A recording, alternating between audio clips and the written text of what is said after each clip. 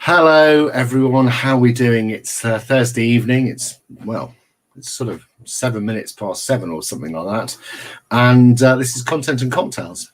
I'm Tom Stanhope, and this is Grow Your Business with Video. I think I'm just live in here today, as it's all been a little bit slightly more chaotic than usual. Homeschooling has been a challenge today, juggling that with work and everything. So I thought, let's be kind. Let's be kind to ourselves and just take it down a notch. So I've got myself a bit of pizza here, the first food I've had all day. I'm going to mix myself a cocktail. Hello, Mike. How are you doing? Have you recovered from being your networking host, foreign host this week? I attended Mike Boss's networking meeting, virtual networking meeting this week, and it was very good. I don't go often, but when I do, I make sure it's with Mike Boss.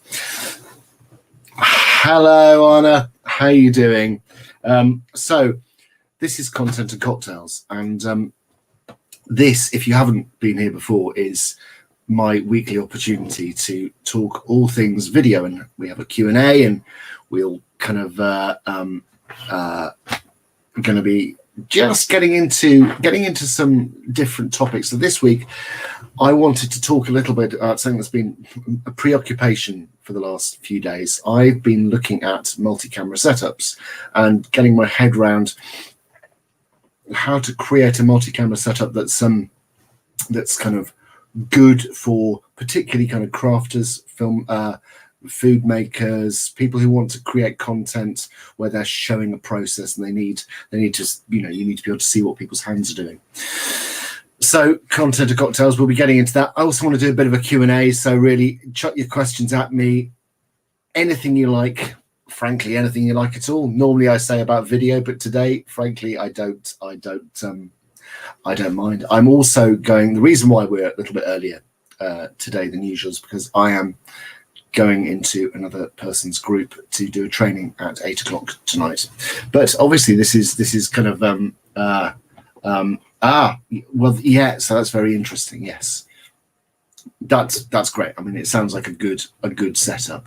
OBS is great, and very often it can be as simple as that. But there's not that I'm saying that's simple particularly. That sounds like a great setup. What is it? So are you in the kind of that crafting space or food? What's your angle? It'd be really interesting to hear your take on this. Actually, as someone who's kind of using it on a sort of a regular basis. Right. So, however, that's the content side. But for me, frankly, today it's all about the cocktail. I am going to go for a favourite of mine, the Gibson. So the Gibson, it is a very, very simple cocktail. Bit of ice, shaky.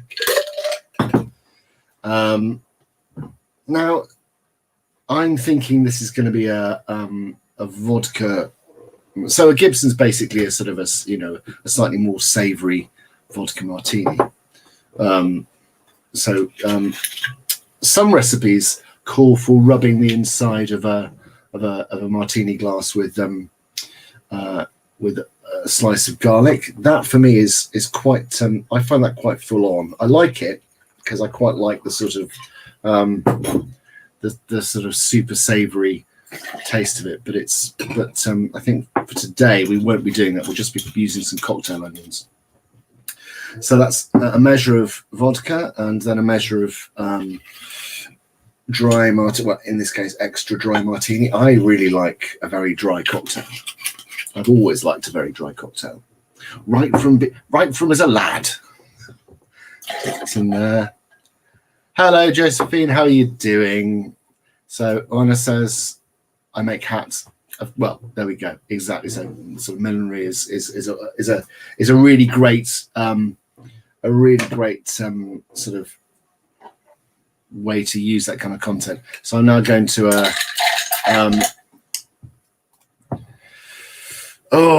today so vodka martini is my poison of choice, but today I have a vodka orange screwdriver. Chin chin indeed. So a little bit of a stir for sort of 20 to 30 seconds. I kind of understirred that just to get a little bit more sort of liquid in there. Oh, I did manage to bring through a martini glass. I normally prefer, to be honest,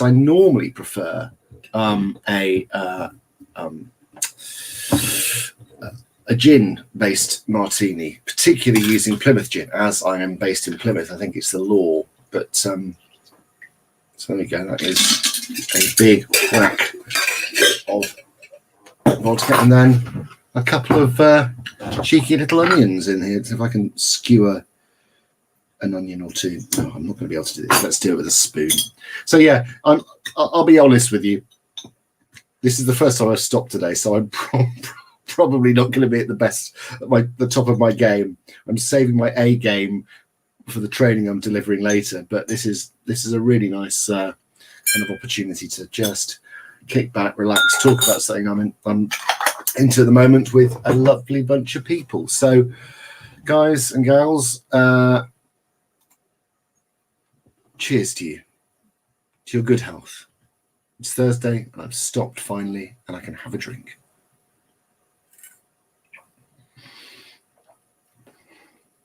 That hits the spot. That hits the spot. Cheers. Very nice. I'm doing well. I'm doing a lot better now. I can tell you. It's been a long day. Facebook user. I need to learn about OBS for my craft workshops. Hoping this group can help. May need to introduce cocktails to my workshop. We do a Felt and Fizz Friday. That does count. That absolutely does count. That is a Felt and Fizz Friday. Sounds like a brilliant, brilliant idea. I like that. So I don't know who this is, Facebook user. Let me go over to the other page, and let's see. I'll pull up my this page to see if I can. Josephine, it does taste nice. It tastes like heaven in a glass. Tracy, yes, of course. So Tracy, I'm so pleased that you've joined our little group. So Tracy has jumped in on Video Skills Made Easy, and of course, Video Skills Made Easy, as many of you will know, is our paid membership, and so that is a learning space filled full of people who are really wanting to get serious and sort of step up their video making game a few notches. And it's not just so. I'm launching this new course all about doing multi-camera setup shooting, specifically aimed at crafters, food, fashion people, anybody who wants to be able to show a process, and that will be sitting in as a module available to all members of that space. It's still only 25 quid a month and will be until the first 50 slots go. So there's still kind of time to get in on that. But if you are in that space, I'd highly recommend taking a look at it, because we've got not just that training, but a whole bunch of other training. And we're going to be doing, as the months kind of progress, it fills up with more and more. We've got sort of introduction to sound. We've got a workshop on framing. We've got editing. We've got basically every aspect of video production is covered in there. And we'll be getting way more specific as we go along. The idea is that people are already submitting their ideas. And in fact, the kind of the multi-camera setup came out of a discussion with a few members who identified it as something they need. And it's been interesting hearing kind of people's feedback as I've been talking to people about that. The need for it is there, and it often feels like people are kind of have sort of found their way to a solution that fits them, and it all broadly works okay.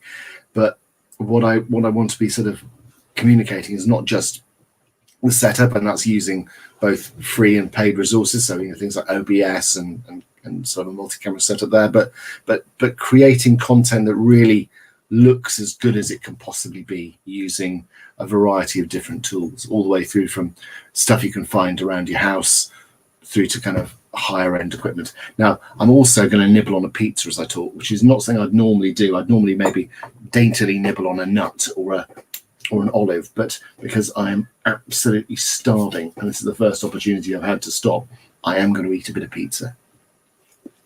I wouldn't normally eat on a live. It's not very dignified, I'm sorry.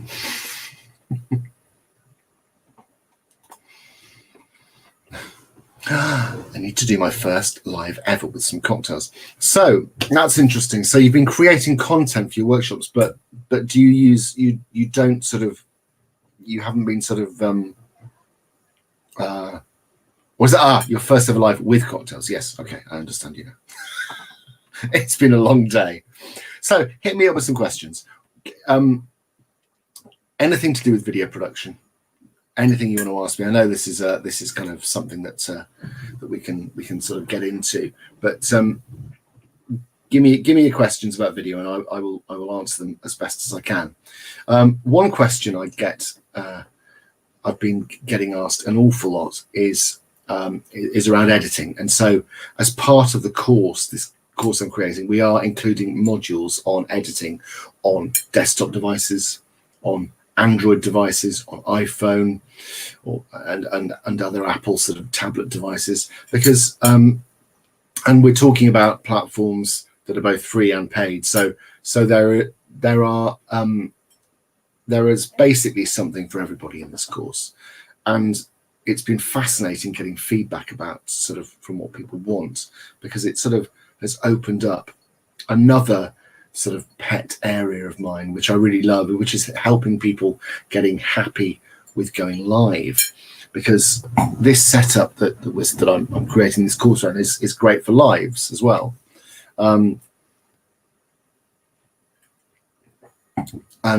Really making sure that you have a robust, repeatable setup where you can go live quickly, because the joy of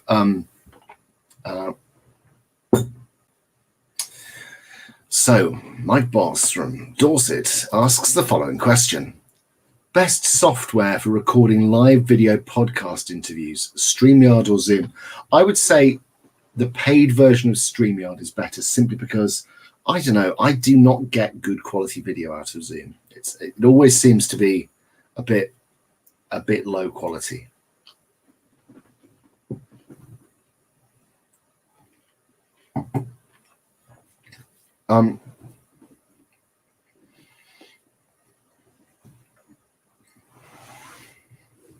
Chew on that.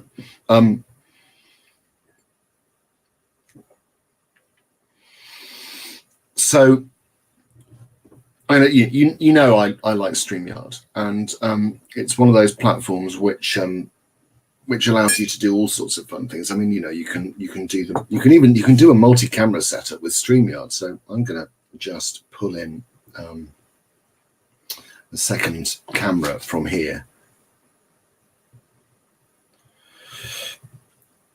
But for doing interviews, for pulling people into an interview, which you can sort of light properly and get set up nicely, it kind of for me, it gives you a flexibility. Just the look of it, the fact that you can have the branding on there that looks smart, kind of looks pretty, you know, pretty tight.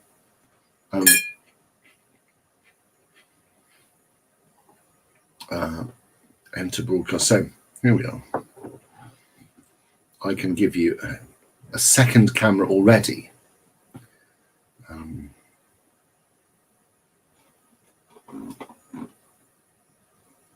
So here we are. Device is not connected.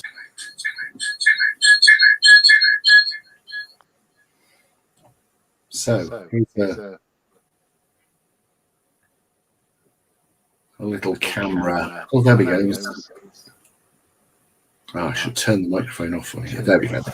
So we can already get a multi-camera setup, which is interesting.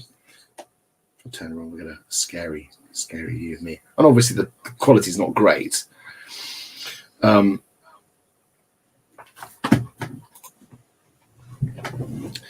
But you can, you know, Mike, you can sort of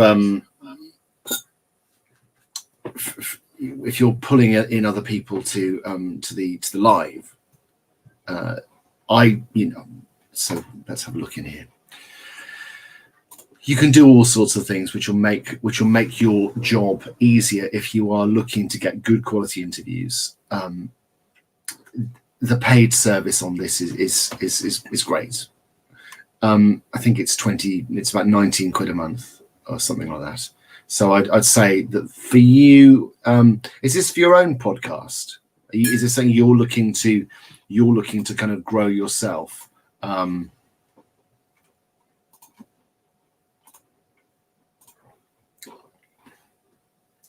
Or is this sort of what have you got in mind? I'm curious now. Mike's also a member.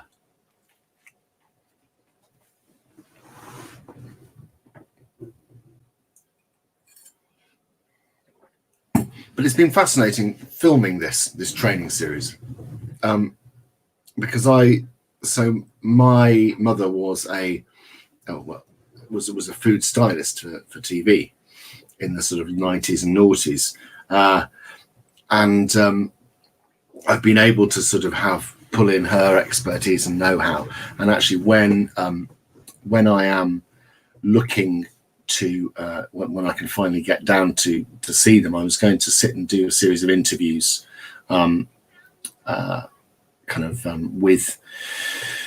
with her to sort of extract some of that know-how around sort of food styling for screen, because actually there are some of those tips and techniques which are still really, really useful. So Mike says, "Yep, looking to start a themed video interview is excellent. I think that will work really well." What's the theme? Or is there going to be a different theme for each interview?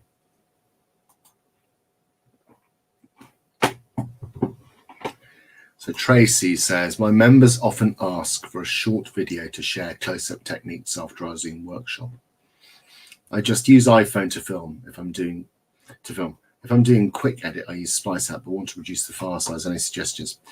There is a really good free, so if you can get this onto a desktop, there's a really good free piece of software called Handbrake, which you can use to compress your file size. And Handbrake's great. Handbrake is one of those pieces of open source software that has got so many video makers out of so many scrapes so many times. It's unreal. It's a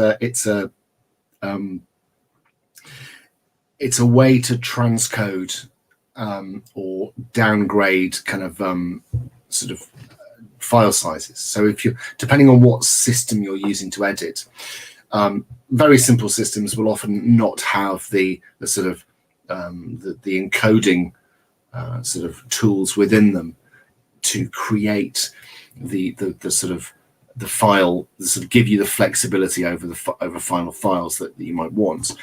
But an application like Handbrake, there might even be a mobile version of it. I don't know.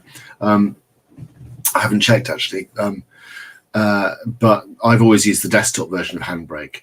But it is a really useful tool for kind of taking your files and making them kind of smaller without compromising too badly on quality. And obviously, if you're showing close detail work, you will want to you won't want to be losing any resolution or quality, will you? I hope that helps. But yeah, if you can get stuff onto a desktop, that is a good option. But actually, you know what? I'm going to have a look and see what encoding tools there will be, because I'm sure there will be video encoding tools, because all you're doing with encoding is just kind of, giving that content another sort of nest, if you will, and sort of how you what you're putting into a container is kind of you can decrease the size of the file, usually by sort of reducing bit rates and stuff like that, which sounds relatively complicated, but it's pretty easy really. But yeah, Handbrake is a great desktop solution for that kind of encoding big files. But I will have a look into and see if there's any kind of good quality alternatives for mobile devices. So Mike says, general theme is overcoming challenges and making the seemingly impossible possible. Well, that sounds great. So when you have your first episode done, Mike, and as a member, Mike, please do call on me to help you with that setup. And anything, I'm there as a resource. So last night I had a call with a couple of people who'd sort of butted up against some issues using DaVinci Resolve, which is a wonderful piece of editing software. But they were having some problems, so we hopped on a Zoom call and had a one-to-one. Solved one person's problem. The second problem was more of a hardware issue, but both there were solutions, but whether they were satisfactory is another matter entirely for both parties. Oh God, I'm feeling remarkably more relaxed now. I'm going to have another bite of pizza. So it's not usually this low key, is it, Mike? It's a bit more high energy, but today it is somewhat subdued. I am normally full of beans, but my beans have been somewhat trodden upon.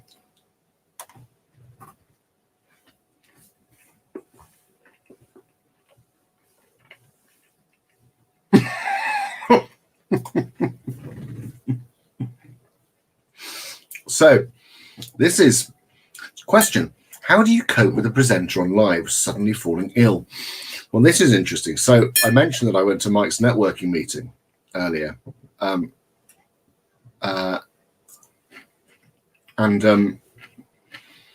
we had a really, really interesting guest speaker at the event, but he was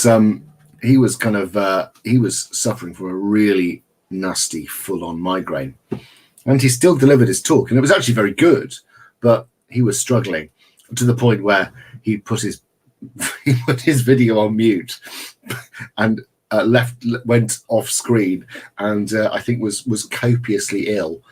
Came back, but he is a kind of ex-military adventurer, so really a Zoom mishap, frankly, is small beer for this guy. If you trekked across Greenland or something like that, or wrestled a bear, really being a bit poorly on a Zoom, frankly, should surely be a very minor inconvenience. But it was very good. It was a great meeting.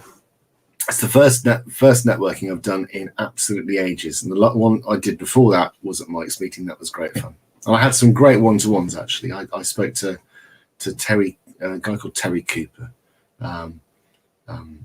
another asset finance guy, Mike, who wasn't as good as you. Just got to say that. He was very nice, not as nice as you, not as good as you, but very nice.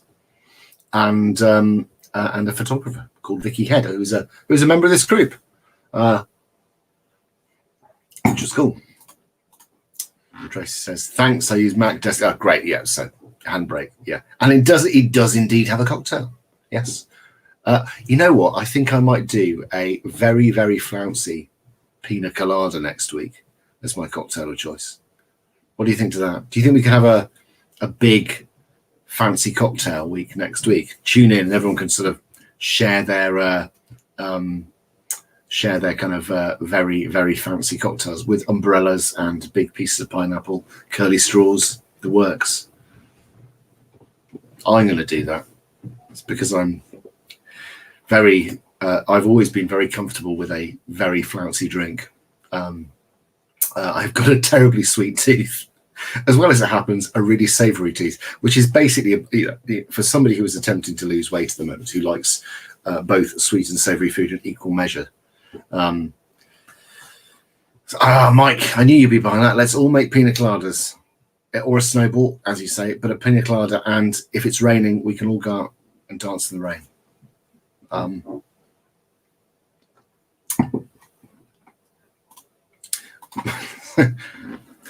Well, only under the cover of darkness, Mike.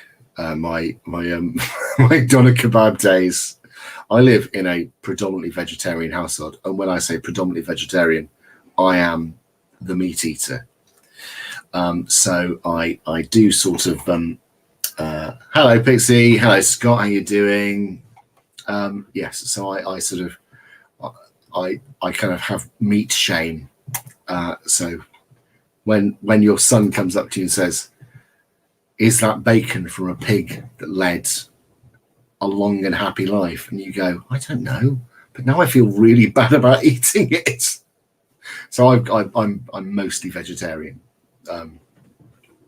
and very happy with that. But I kind of do occasionally need to sort of put my head into a trough of offal and eat lots of kind of, it's like a dumper truck full of pig's trotters or something like that, just to sort of get my fix. I'm massively off topic, so it's been that kind of. Scott says, "Hi, I'm on Co-op white wine." Is that a Co-op? Is that white wine from the Co-op, or one of? Because actually, the Co-op's wines, broadly speaking, are pretty good.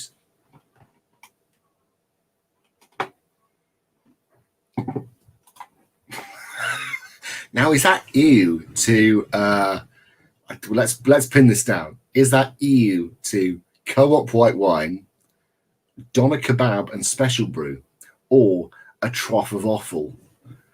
I didn't. Oh God! You know what? I've missed. I've just realised I've missed the opportunity to go full haggis. I've missed my Burns night. I'm really sad about that. I'm going to do it anyway. I love haggis. Man, I love haggis. It's the stuff in a box. Scott, well, it keeps for ages, and it doesn't matter if it's in a box or in a bottle. If it's in a glass and in your hand, it's the right stuff. Oh, well, Scott, frankly, I'd be disappointed if you didn't.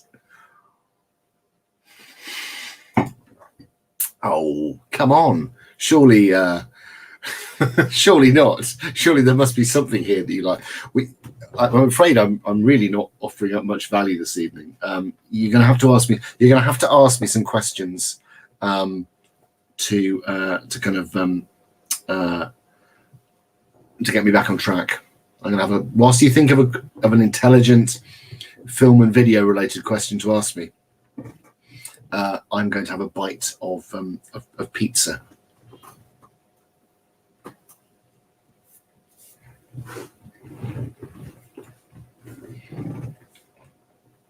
Mm. Mm.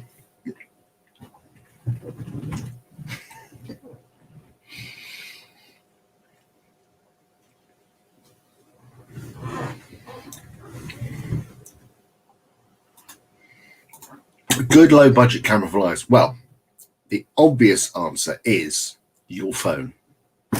I know that sounds crazy.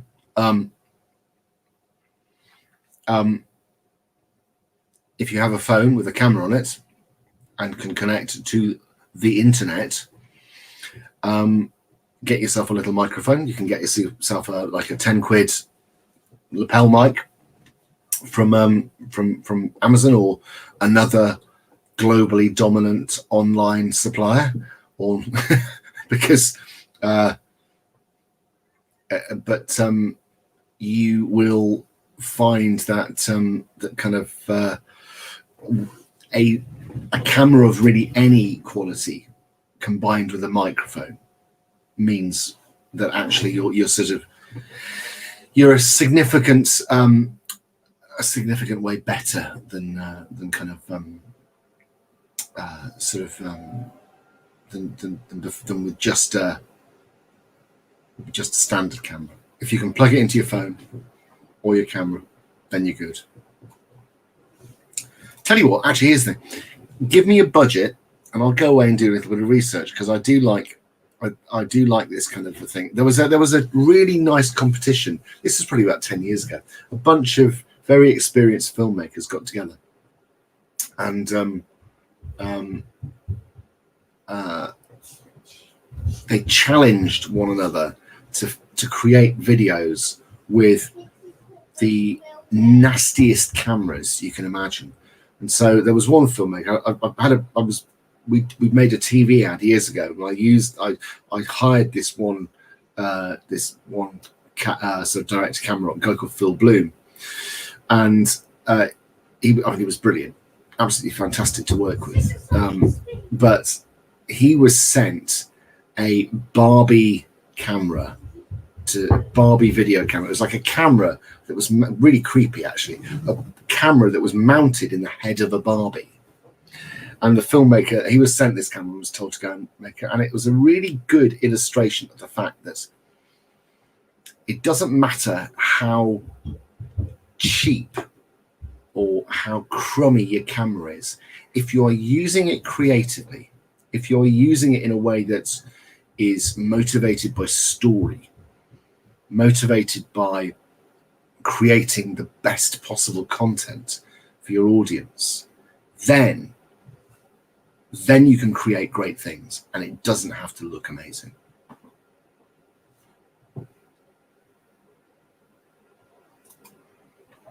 So Drew says, did you say the overhead video course? Yeah, absolutely, 100%. But it covers, it is completely comprehensive. It can stand alone, but it will also, it does everything. It will take you from suggested kit all the way through to, because actually I've been looking at one of the things that I've realized you really absolutely need for kind of good, consistent overhead content is to have some kind of rig to attach a few bits and pieces onto. And you look at the professional rigs, and they are crazily expensive. We're talking sort of full figures, sort of 1,500 quid for what is effectively 3 pieces of metal. And I was like, that can't be right. That's crazy. And there's a with video kit, there's a tendency to massively over design it, even the kind of the simple stuff, and then price it accordingly, which is difficult because a lot of us are starting out, and you think, no, I don't want to be, even with 20 years of video experience under my belt, I still look at these prices and think, I'm going to find a better solution than that, because I cannot in all good conscience be recommending something to somebody which is going to set them back that considerable chunk of change. And I found a really good hack, and I'm going to share this with you now. So if you go online onto someone like Amazon or eBay, you will find home dog grooming kits, and these are these kind of they clamp to tables. They're like frames. They're sort of curved pieces of steel which you can move and you can position around, and they're really stable. They're really robust because they're designed to sort of hold dogs steady, and they essentially do the same job, and they are a fraction of the price. And they're these sturdy things that you can then bolt stuff onto to create a rig you can sort of take up and take down in minutes. So you can get set up for overhead video in a repeatable way really quickly. And I gave myself a very big pat on the back for that, because I found it. I was like, oh yeah, that is some your thing. I thought, well, Tom, you're really clever. That's good, but obviously, there's nothing new under the sun, and somebody else has sort of come up with a similar idea. But as a way to get a particular look and a particular setup that is designed to make your life easier, you've sometimes got to think a little bit differently in these things. And somebody will have designed a problem. So you've got to think about what the root cause of the thing is, root sort of desire is, and then sort of work up from there, because there will be a number of different solutions, and they will all be priced very differently. Very differently. Blimey, it's 1:45. I'm gonna have to dash in a second, because I have got to go and be I'm talking about video content in a cake making group, actually, cake decorating and cake making group, for a friend, and I have to be sensible and wise. So I'm absolutely buggered. I'm just going to go. Did he say yeah? So how's that? Mike says, have you seen the YouTube series The Pro Photographer is Trying to Take the Best Shot? No, I haven't. I'm going to go and search that, because I bet that's great. That's, yeah. Oh, no, that's a blank one. I don't know what that is. Oh gosh, long thanks. I've got to do my own live now, but we'll check back when I'm done in the morning. Good luck in your live. I hope it goes well. Very true. A good friend of mine has made the most incredible photography book of images from the Lake District, all shot entirely on iPhones. This is it. This is it. There is a tendency to over-design. There is a tendency to over-design. Scott, brilliance. Thank you. I basically combine my desire to find a way around a problem with my desire to not spend money. And hey presto. Bringing value to the group since 2019. Hey Tom, managed. Hello, Karen. Yeah, sadly I've got a dash, but it's really lovely to have you here. Thank you so much for tuning in. If you have any questions about video, Karen, do ask, and I will answer them next time round.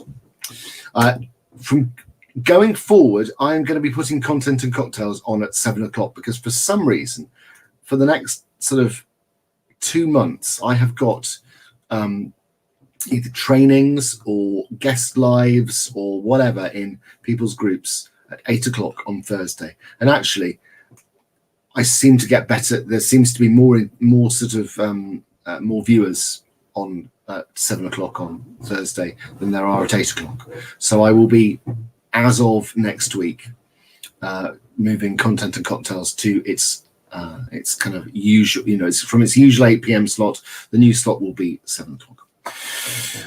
Guys, thank you so much for being here with me. You've made me a sane man again after a day of, frankly, piss poor homeschooling on my part. I feel like a sane grown-up again. So thank you. I will see you on the other side. Karen, it is this has been a single, very weak cocktail. I'm not a bad person. I'm just a thirsty person.